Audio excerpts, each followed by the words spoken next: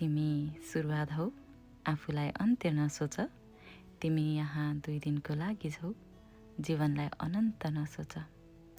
भोलि गरौँला, भोलि खाउँला, भोलि लगाउँला, त्यो भोलि तिमीले देखेकी छौ? आफैलाई ऐनामा हेर, 5 वर्ष अघिको तिमी अनि अहिलेको तिमी उस्तै हौ। शरीर दुख्न थाल्छ, रुखले सुकेको पात फ्याल्छ, तिम्रा बादामी आँखाका छाला बग्न थाल्छ।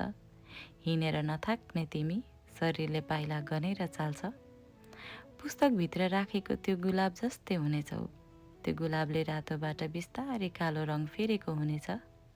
मनलाई भोलिमा नसाच, पर्सि सोचेको भोलि नदेख्दा मन त तिम्रै रुनेछ। त्यो भोलि सुन्दर छैन भन्न खोजेकी होइन, तिमी अपराजिता फुल हौ।